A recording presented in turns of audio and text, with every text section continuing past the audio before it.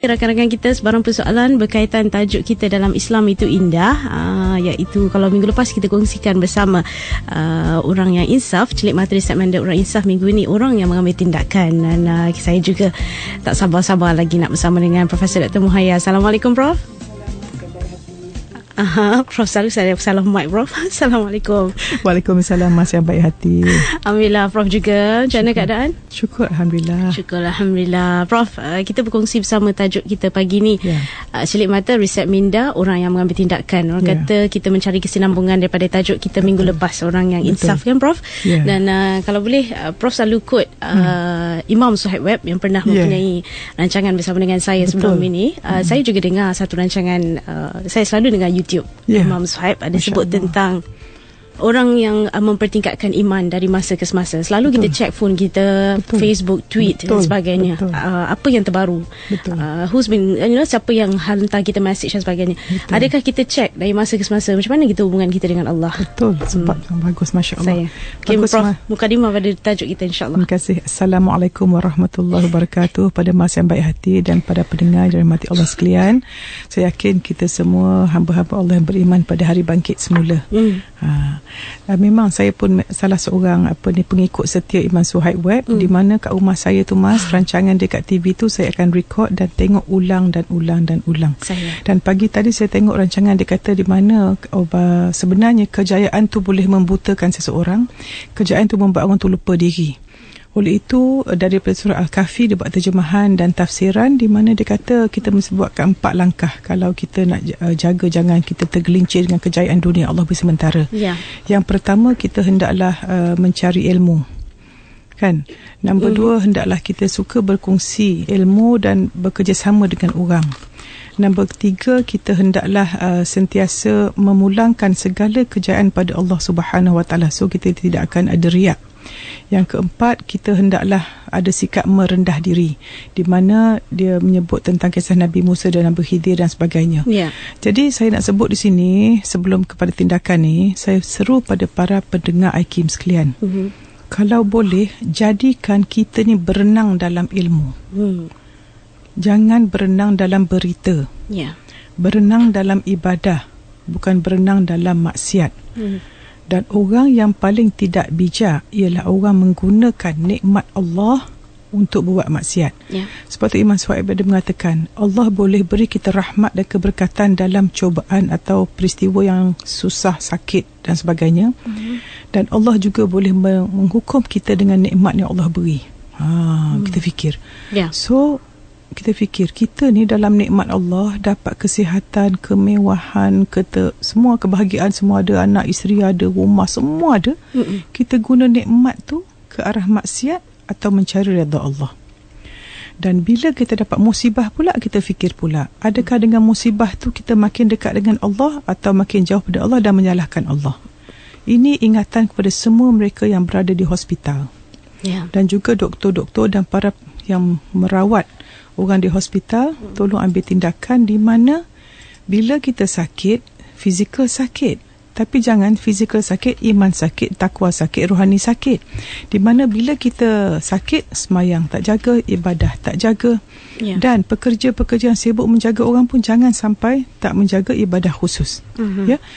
Menunjukkan betapa kalau boleh kita, para pendengar sekalian dan diri saya yang bercakap ni, boleh tak kita jadikan waktu pagi pertama hidup kita tu, lepas kita solat subuh berjemaah dengan keluarga, baca Quran sikit, senaman. Sambil kita senaman tu, pasanglah rancangan TV dan radio yang ada dan pegang remote kat tangan. Kita sekarang kat TV, semua 4 TV yang main semua ada rancangan agama. So daripada kita bila nak tunggu bila ada iklan tu kan, keluarlah iklan drama yang ganas, jangan tengok, tukar pada channel yang tunjuk agama. So kita jadi orang yang sangat menjaga minda kita sampai tak bagi benda negatif masuk, image negatif pun tak bagi masuk. Okey, so balik pada tindakan tu, mukadimah. Kita cakap itu orang melihat diri, mula dia menghargai diri, dia kenal diri dia, kan? Menghargai kita hamba Allah yang paling tinggi ciptaannya. Yang kedua, kita hargai diri sebab kita hargai Allah, kita hargai Allah menghidupkan kita. Lepas kita hargai, kita melihat diri. Bila kita melihat diri, maka nampak salah kita, tak nampak salah orang. Kita menentukan dunia dalaman kita baik. Yang keempat, kita mula insaf. Baik. Banyak orang kata, Prof, saya insaf tapi saya nak berubah tapi jadi balik jahat. Jadi saya nak sebutkan konsep saya pernah sebut ini. Fikir baik, rasa baik, tindakan baik, hasil baik. Jadi fikir, kita jaga akal kita jaga ilmu kita, tengok rancangan baik. Rasa baik, tengok hati kita, jaga kalbu kita, jaga roh kita, jaga pergaulan kita, jaga pandangan, percakapan, pendengaran, makanan, supaya menjaga hati kita jangan rosak. Dan bila semua ni baik, mesti buat tindakan. Kita tak nak ada orang sampai ilmu sesat, dia sampai kenal Allah sampai tak solat. Tak ada tindakan, tak payah, hati saja, tak boleh. Dan juga tindakan ni ialah bagi orang yang dia tak nak tutup aurat, dia tak nak buat solat, tak apalah, yang penting hati baik, itu salah. So mesti ada tindakan, sebab tindakan kita ialah gambaran daripada fikiran dan emosi. Dan tindakan kita itulah akan menentukan hasil kehidupan kita, iaitu ketenangan, kesihatan, kebahagiaan dan kewangan kita. So sentiasa ingat 4K ini. Dan untuk kita mengambil tindakan, macam jurnal inspirasi yang saya selalu sebut, kita mesti buat 4 perkara setiap hari. Pertama, dalam jurnal kita tulis, Alhamdulillah, saya bersyukur dan gembira bahawa apa yang kita bersyukur pada hari ini. Sebab sebenarnya apa yang kita tulis, Mas, kita mata akan nampak, otak kita akan baca, dan akan, bila kan kita kata tu positif, dia akan menghidupkan sel-sel yang akan mengeluarkan hormon-hormon yang positif yang mensihatkan tubuh kita. Nombor 2, kita kata pula, apakah fikiran negatif yang menghalang saya daripada berjaya dunia akhirat. Yang ketiga, apakah tabiat negatif yang saya ada, yang saya nak ubah. Dan yang keempat, apakah tindakan yang saya harus lakukan untuk menentukan saya mengubah hasil kehidupan saya. Untuk tindakan tu pula kita ada 5 aspek. So kita ada visi, apa kita nak jadi, misi, apa kita nak buat, dan matlamat, bagaimana kita nak buat. Saya buat ni pasal banyak orang tanya kat Facebook, orang tak faham, saya nak terang. So bila kita kata visi, kita nampak apa, okey, apakah kesihatan yang kita nak ada. Terus nampak gambar masa kita kurus, masa kita jalan laju, masa kita sihat dan sebagainya. Maka kita akan fikir, baik, hari ni apakah saya punya tindakan saya buat. Saya makan manis saja, buang manis, minum air sejuk. Kemudian dari segi misi, kenapa kita buat ni? Pasal apa nak sihat? Bukan nak tunjuk badan shape, nak pakai baju shape biar nampak shape kita, bukan. Kita nak sihat untuk ibadah pada Allah. Kalau pergi umrah tu senang je, tawaf, tak ada sakit lutut. Yang ketiga, kita punya bagaimana tu, matlamat kita bagaimana, maka kita akan buat pelan tindakan. Kita buat. So 5 aspek tu ya kesihatan kita. Lepas tu minda kita, tengok, audit balik rancangan TV kita, tengok radio, kawan semua, Facebook friend, Twitter yang kita tengok tu semua. Tengok Twitter kita, kalau kita follow orang yang larut, memang kita suka larut. So lepas ni unfollow Twitter yang mengarut. Kenapa kita nak tahu tentang personality yang aktiviti larut buat? Kenapa? Saya pun nak tengok orang. Saya heran orang duk Twitter ni. Kan, kita pula akan tweet orang apa kita buat yang beri manfaat. Jangan tweet, I beli bag branded. Buat apa nak tunjuk kat orang? Ini orang-orang yang cetek ilmunya. Yang ketiga, tu fikiran. Yang ketiga, kerohanian kita. Cuba tengok, solat kita cukup ke tidak? Solat kita khusyuk atau tidak? Pada waktu atau tidak? Dan berjemaah atau tidak? Dan yang keempat, ialah kita punya hubungan dengan manusia. Tengok, ada tak kawan yang kita menyampah, dan ada tak orang menyampah kita? Kalau kita ni masa ramai menyampah orang, maknanya orang ramai menyampahkan kita. Kalau kita ramai sayang orang, ramai orang sayang kita. Kalau kita ni ramai tak suka ataupun buka aib orang akan buka aib kita. So tengok status kita di Facebook, kita nak buat apa. Okay, yang kelima ialah kewangan kita. Tengok kewangan kita belanja untuk mana.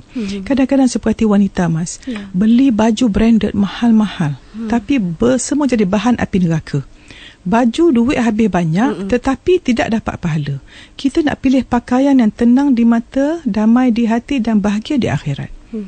Ini yang saya nak sebut. Tindakan kita mesti ingat 5, sekurang-kurangnya 5 ini. Wallahualam. InsyaAllah. Itu dia mukadimah berkaitan tajuk kita pada pagi ni, Celik Mata Riset Minda Orang yang Bertindak. Orang kata sambungan daripada tajuk minggu lepas, orang yang insaf. Prof, kita ni kadang tak cukup dengan sekadar insaf, mengakui kesilapan kita. Kalau kita tidak bertindak di atas keinsafan. Kalau komputer tu kita ada antivirus, untuk diri kita agaknya apa antivirus yang kita gunakan untuk mengelak daripada mengulangi kesilapan yang sama atau terjerumus pada antivirus ilmu, amal, ikhlas. Yes. Dan ilmu tu Mas, kita kan dia kata tahu dan sedar. Ya. Kan? So banyak orang tahu tapi tak sedar. Dia tahu merokok tak bagus tapi dia tak buat juga pasal dia cuma dekat level minda sedar. Minda bawah sedar dia tak masuk. Sebab itu ada kajian saintifik menunjukkan sesiapa yang kena heart attack masa umur 50 tahun dan dia selamat daripada heart attack itu, banyak boleh hidup sampai 80 tahun. Sebab apa? Bila dia kena heart attack masa tu, dia sangat takut, emosi sangat kuat, terus dia hilangkan rokok pasal dia terbayang kalau dia mati anak kecil-kecil lagi. So dia akan mengubah kehidupan, ambil tindakan, jaga makan senaman, tak kurang santan dan sebagainya, dia akan sihat insya-Allah dari segi medical. Insya-Allah. Okey, dan talian kita 0362051500 dibuka untuk anda bersama rakan setugas Mona membantu. Insya-Allah kita berhenti rehat seketika, kembali selepas manis Mona hari ni ya. Itulah. Have you been too strict or too lenient to your kids? Is there any basic rule for the little ones to live by in your house? Do you remember the last time you had a conflict with your loved ones? Wonder why did your spouse, your children, and your family make you feel that way? You are not alone. Find out why. Join me, Zaid Muhammad, every Sunday at 5:40 PM only on IKIM FM. Hanya di IKIM FM, pilihan utama anda. Dan kembali bersama Islam tu Indah bersama dengan saya Mazina Ismail dan juga Profesor Dr. Muhayya. Seperti janjikan kita nak kongsikan pemanggil kita ya Prof? Ya, silakan. Encik Amin dari JB. Saya nak tanya, bila kita dah insaf, cuba membawa keinsafan tu kepada kalangan adik-beradik yang kita kan. Tapi masalahnya sistem nilai hidup sekitar di Malaysia ni masih amat tidak kondusif untuk kita menerangkan keinsafan kita tu kepada adik-beradik kita. Macam kita nak bawa dia kembali kepada Allah, ke jalan yang benar, kepada sistem nilai Islam. Tetapi dunia kehidupan di luar tu tak tak kondusif untuk kita membawa dia orang. Macam mana kita nak mengatasinya ni? Terima kasih. Memang yang golongan masuk syurga sedikit, neraka banyak. Okey. So kalau kita nak kata kita dah insaf, kita nak bawa adik, tapi environment kat luar. So bila kita kata kita mencari satu faktor yang seolah-olah macam alasan untuk tidak boleh, maka akan tidak boleh. Dan Sir George Bernard Shaw mengatakan environment is something that I create. I look for it, if I cannot find it, I create it. Cipta suasana. Maka kalau kita sebagai orang Islam, saya perhatilah, minta maaf, sebenarnya banyak orang yang baik di Malaysia ini. So, kalau apa kata kita lihat pada orang baik, dapat inspirasi daripada mereka dan apa mereka kongsikan kita buat betul-betul. Pertama saya nak tanya, berapa orang daripada kita pasang audio CD ilmu di dalam radio? Berapa orang kita sambil masak-masak kat dapur pasang radio IKIM ataupun pasang radio ilmu? Berapa orang daripada kita yang ada duit sedikit, dia boleh rekod program, dia rekod dan pasang? Maknanya tak banyak orang yang hidup by design, dia by default. Kalau baju nak designer, tetapi hidup tak ada design, ikut apa yang environment buat kita. So orang yang proaktif, dia menjadi ejen perubahan. So cara nak buat tuan ialah, satu, beri ilmu. Nombor dua, kalau kita nak dakwah sesiapa, tolong tingkatkan akaun emosi, beri hadiah kecil. So kalau kita berkemampuan, boleh tak kita banyakkan sedekah dan beri hadiah dan nasihat keluarga kita. Wallahualam. InsyaAllah. Okey, dan kita dengar panggil seterusnya. Assalamualaikum Prof. Assalamualaikum. Saya nak tanya pendapat Prof lah. Ya. Saya mempunyai seorang kawan. So kawan baik lah kiranya. Kawan baik tu dia sukalah cerita dengan saya masalah dia segalanya lah. Sampai masalah yang Allah larang pun dia dah buat. So sebagai kawan baik tu, saya berusaha lah nak ingatkan dia dan nasihatkan dia kan, jangan buat. Macam masalah tu yang Allah murka lah, macam tu contoh Prof.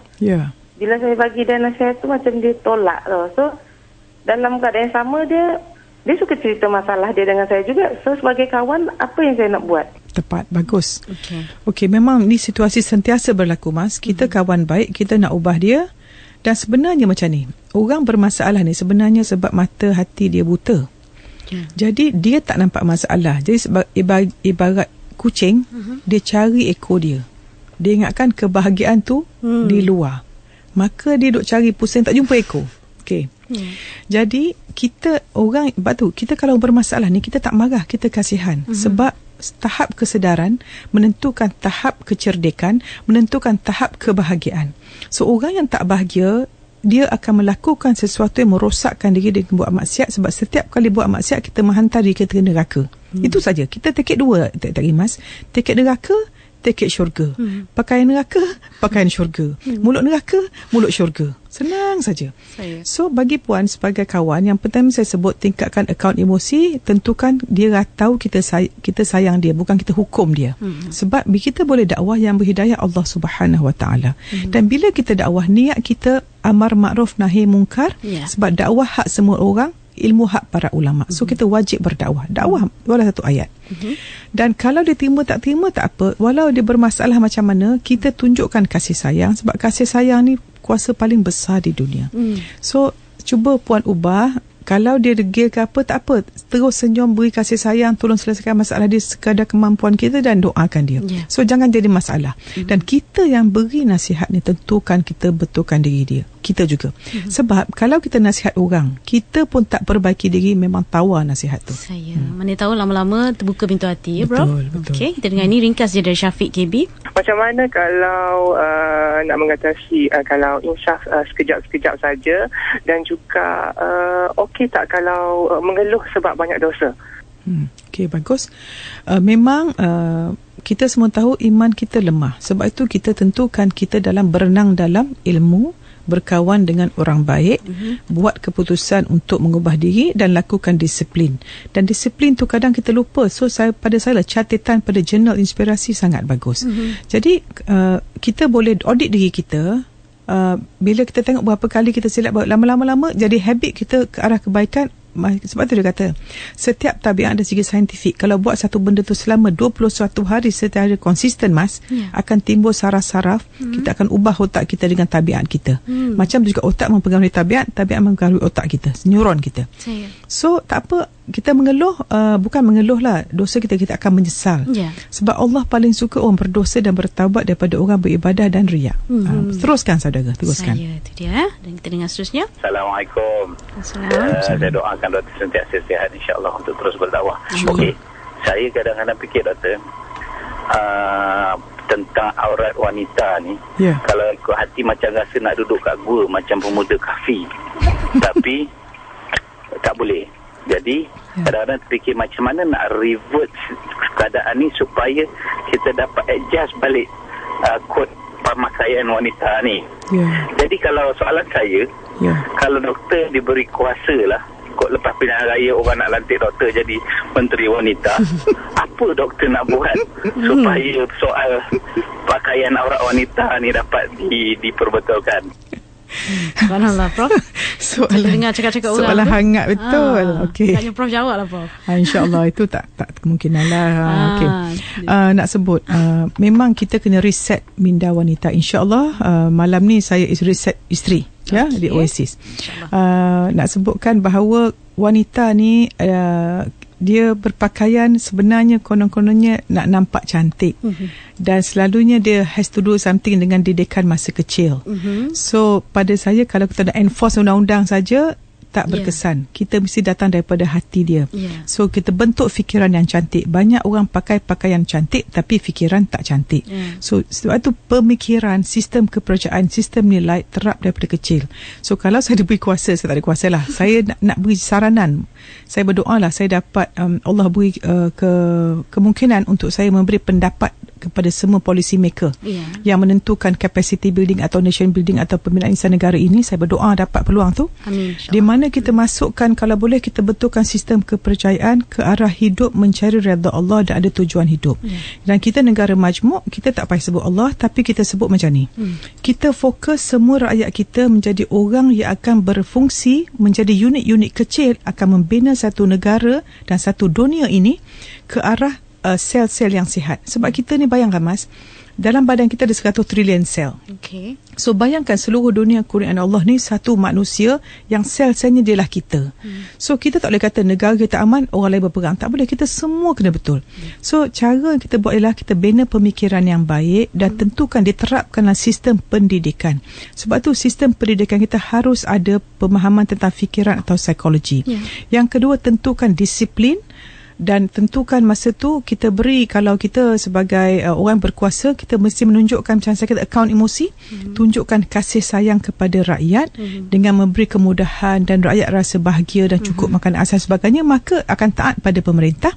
Masa itu kita buat apa-apa pun orang akan menerima dan masa itu insya-Allah semuanya akan lakukan sendiri.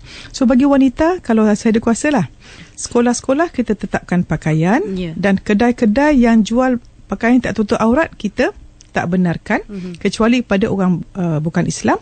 So kita tulis pakaian ini hanya untuk orang bukan Islam.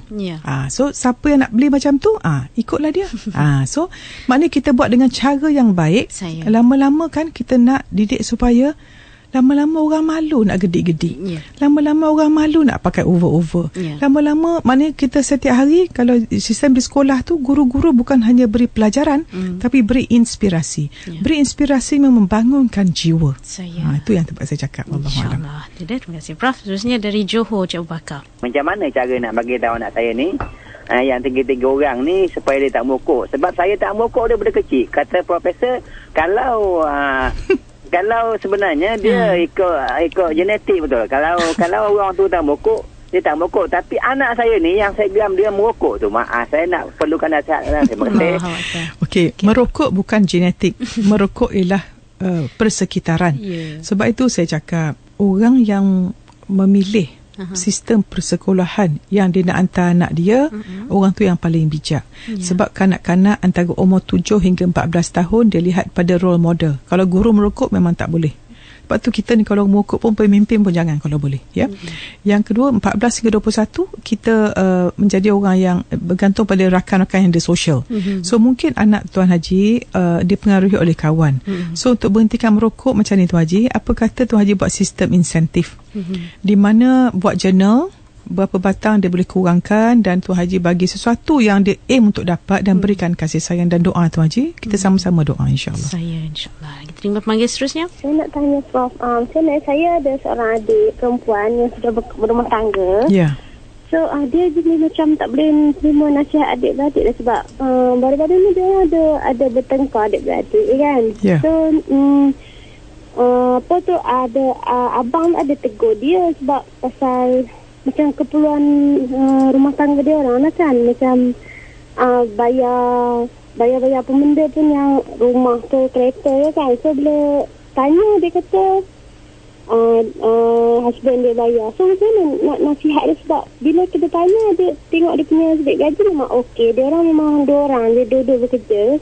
Tapi macam tak cukup, macam tak pernah cukup lah, macam tu lah. Okey, faham. So nak nasihat dia macam tak boleh terima, dia marah-marah balik semua, jadi gaduh semua adik-adik lah, macam tu. Faham. Saya tak Prof nasihat lah macam mana. Terima kasih. Selalunya mungkin saya cuba tengok situasi sepasang suami isteri muda baru tak pandai menjaga cara berbelanja dan menyusahkan adik-beradik kena bayar hutang dia. Agaknya lah ya.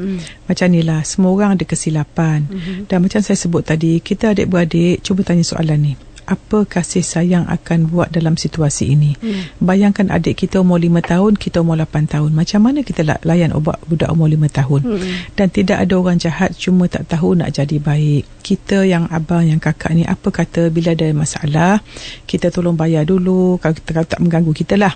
Lepas tu bila dah baik, suasana baik, buat jamuan makan, baca doa ke, baca yasin ke, buat ke adik-beradik, baca doa untuk mak ayah, semua suasana tengah seronok. Boleh tegur sikit dah. Ataupun jangan tegur. Saya dengar gaduh adik-beradik itu seolah-olah, cuba yang situasi 5 adik-beradik, dia dimasuk, semua marah dia, jatuh maruah dia. Kita nak tegur salah orang, salah orang seorang-seorang.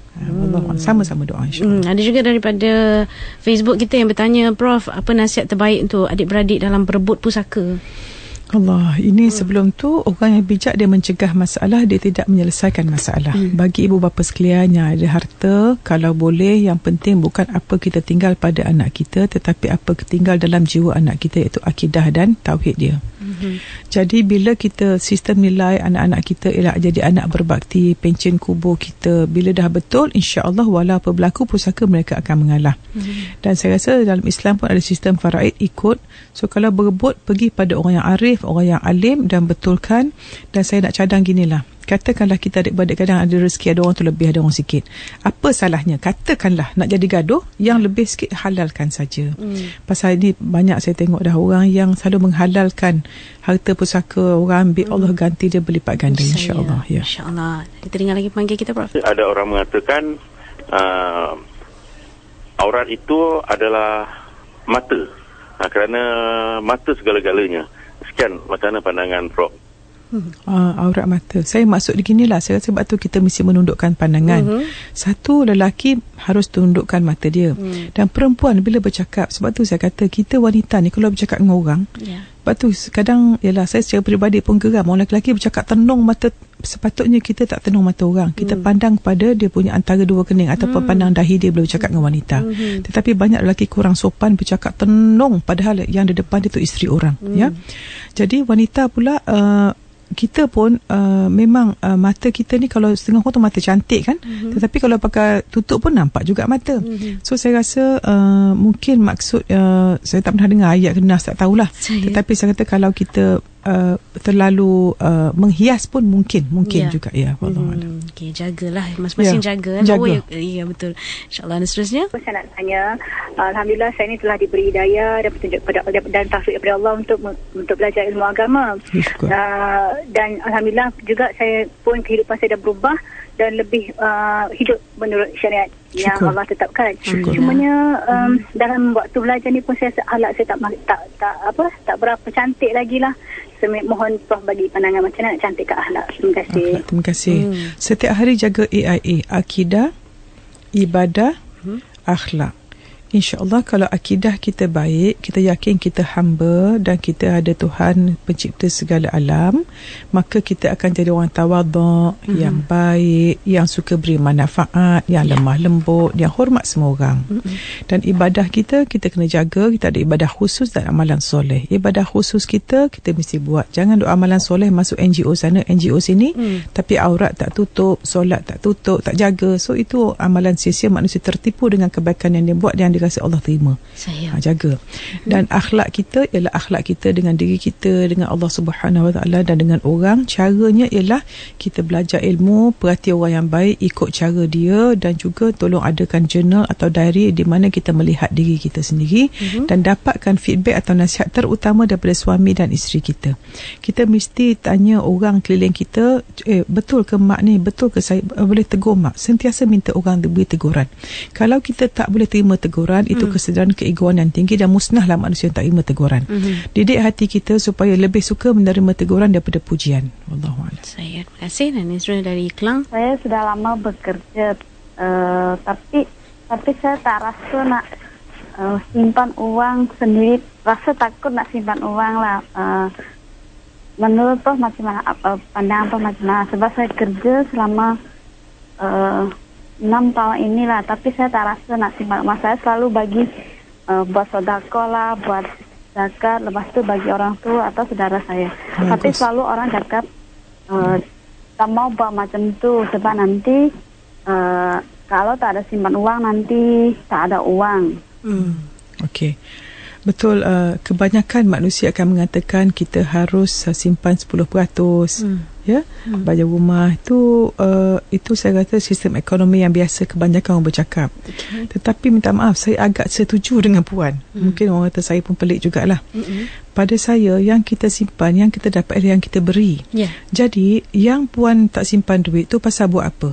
Adakah kerana beli baju belian yang mahal menunjuk pada orang?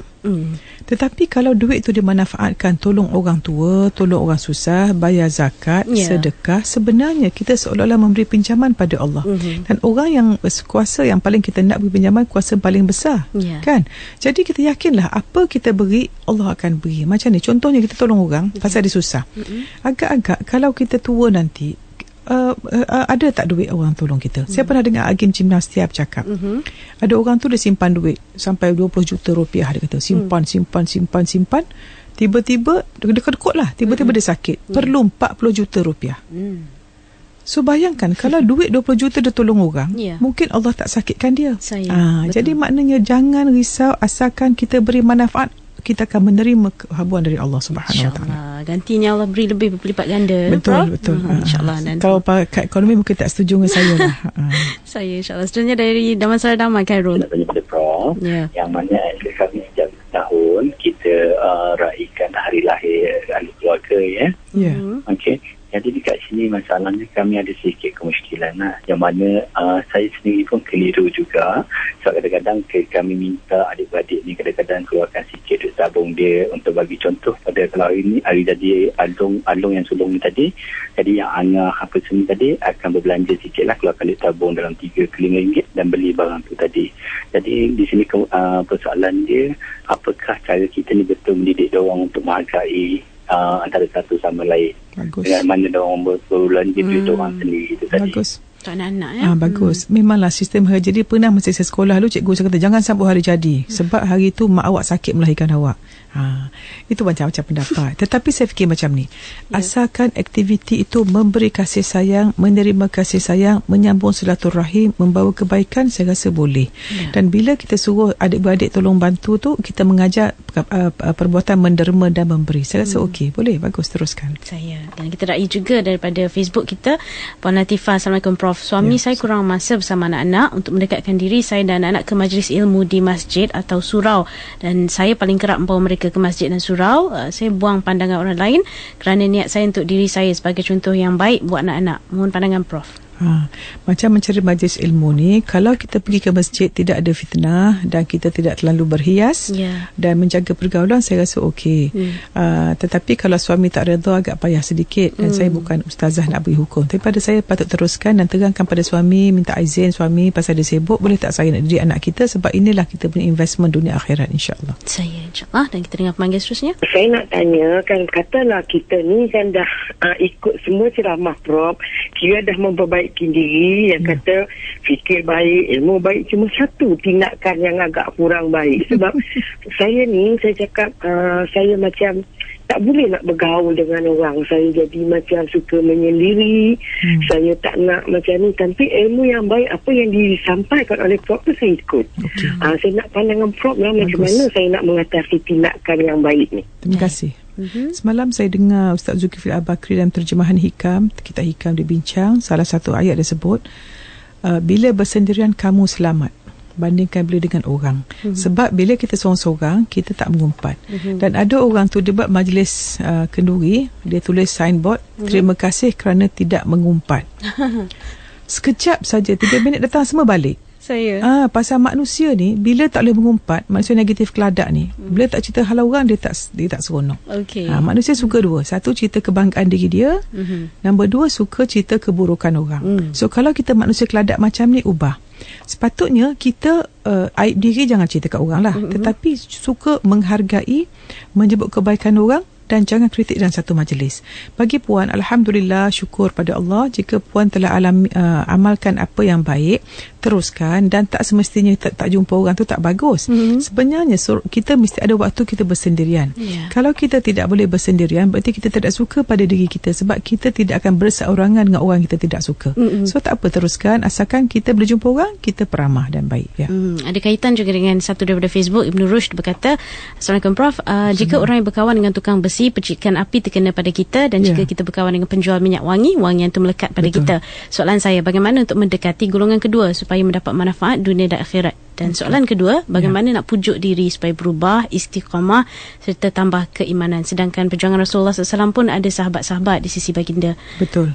Ini saya nak sebut 2-3 hari lepas saya jumpa seorang pesakit yang dia kata, Prof, suami dia meninggal, dan seminggu sebelum dia meninggal tu dia pakai hijab penuh.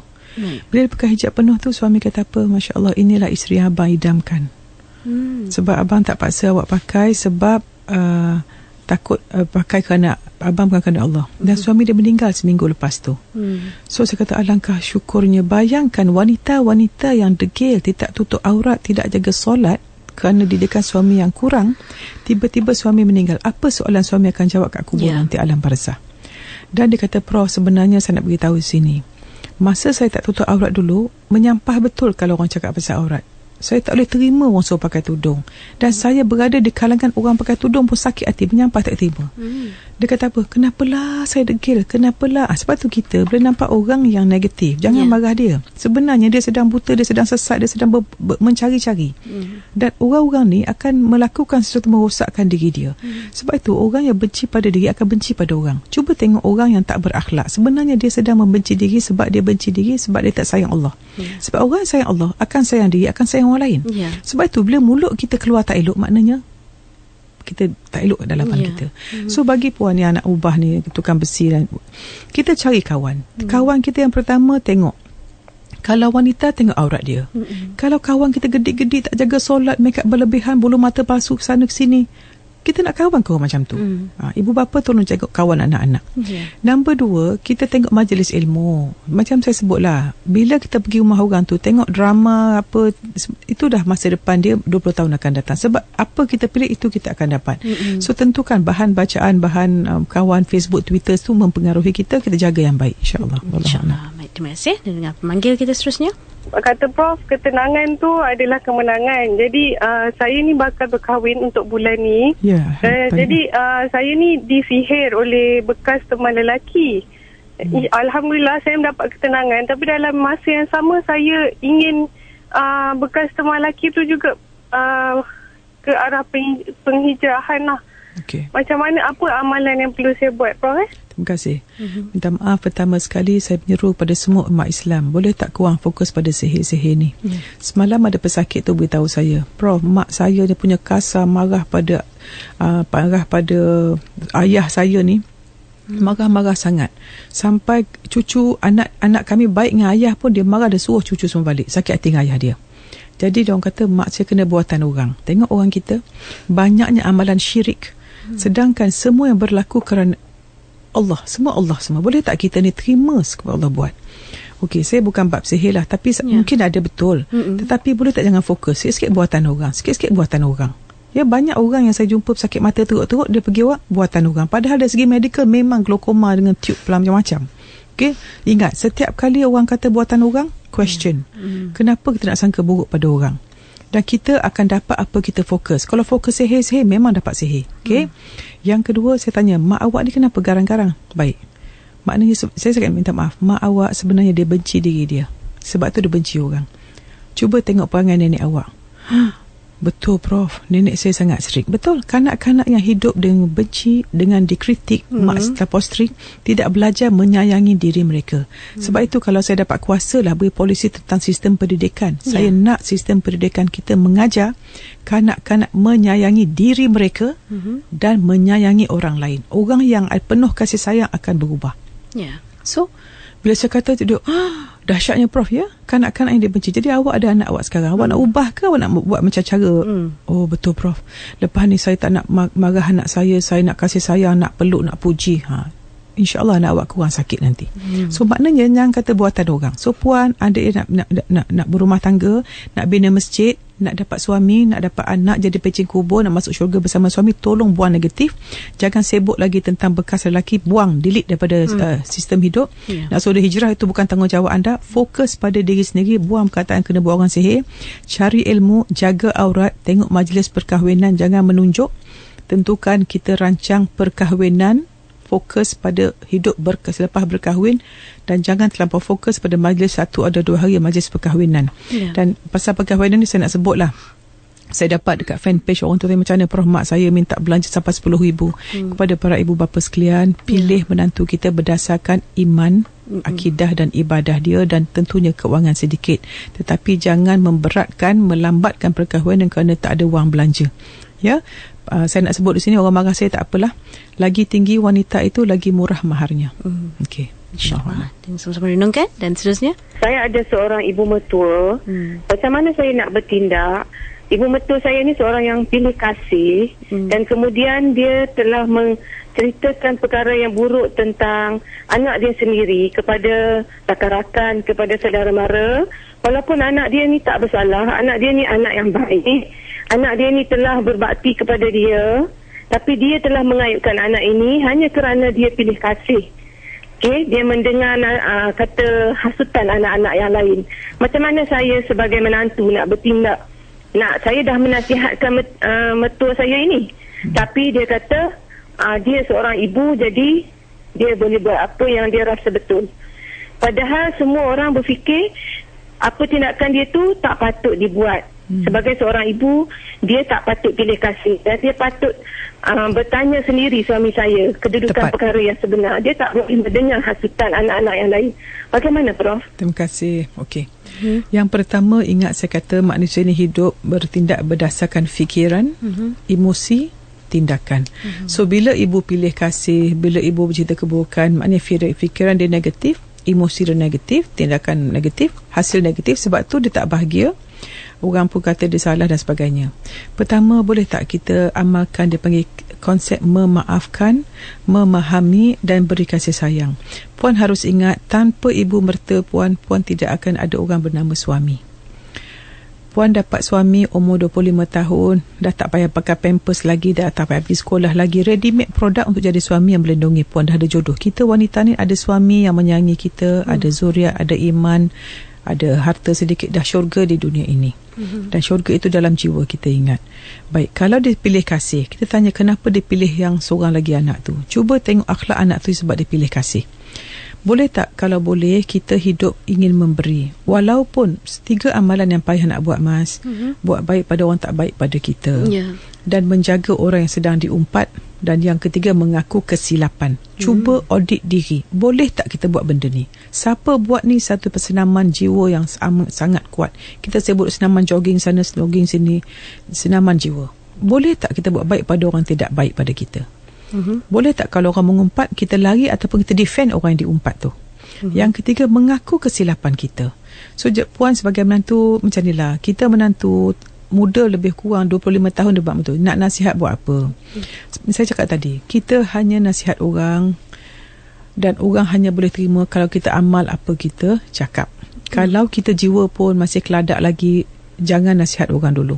Nasihat diri dulu, betulkan diri dulu, tengok akidah kita, ibadah kita, akhlak kita, dan amalkan sifat bermurah hati. Walau mak mertua kita macam mana, murah hati, belikan hadiah, tolong dia masak kat dapur, buat apa dia suka, tambat hati dia. Dan ingat, kita buat baik dengan dia bukan kerana dia, tapi kerana Allah Subhanahu Wa Taala. So bila kita nampak Allah, manusia tak nampak lagi, Mas. Wallahualam. InsyaAllah. Kita dengan panggil seterusnya. Saya nak tanya, macam dulu Prof ada cakap mendidik anak ikut sunnah Rasul 7 tahun sebelum umur Rasul sampai 7 tahun tak boleh marah kan. So saya nak tahu macam mana pendapat Prof nak marah yang ataupun nak macam mana nak kita nak didik anak kita supaya kalau dia dalam masa dia membesar tu dia kadang-kadang macam anak saya dia lasak.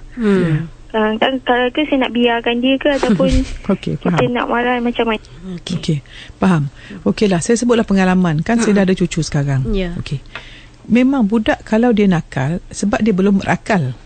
Okey. So kita nak tegur macam mana? Selalunya orang dulu kalau anak buat jangan pukul adik, dia sebut pukul adik, maka pukul adik masuk minda bawah sedar, dia akan pukul adik lagi.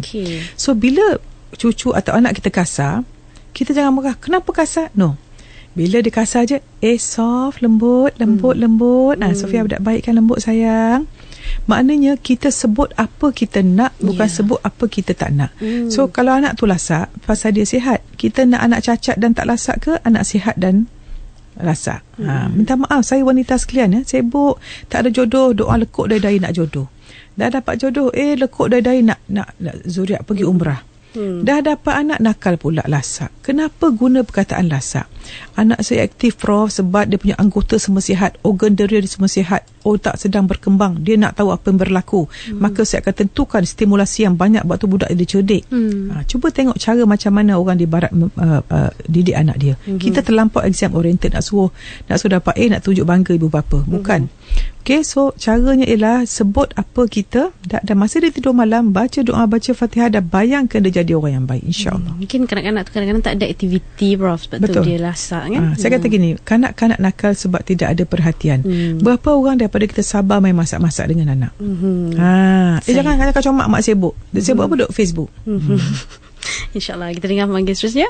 Saya nak bertanya pasal mak mentua saya. Dia mu'alaf, tapi dah semenjak kahwin lah masuk Islam. Masalahnya dia suka pergi ke bila dia pergi rumah kakak-kakak dia tak tidur di rumah kakak-kakaknya, dia tak bersolat. Bila saya cakap, dia kata tak apa. Macam mana saya nak nasihatkan dia? Okey, memanglah kita sebagai anak adik ibu mertua kita, dia tak solat, dia pergi rumah kakak dia. Saya rasa kita boleh hanya beri nasihat, dan hidayah tu Allah yang beri. So kita beri contoh yang baik, dan cuba beri ilmu pada dia. Downloadkan audio CD IKIM, beri dia dengar daripada ustaz-ustaz yang baik. Wallahualam. Kita dengar manggil seterusnya, Prof. Assalamualaikum, Prof. Saya nak tanya, saya sudah berkahwin. Sebelum berkahwin tu saya sudah bertunang lah.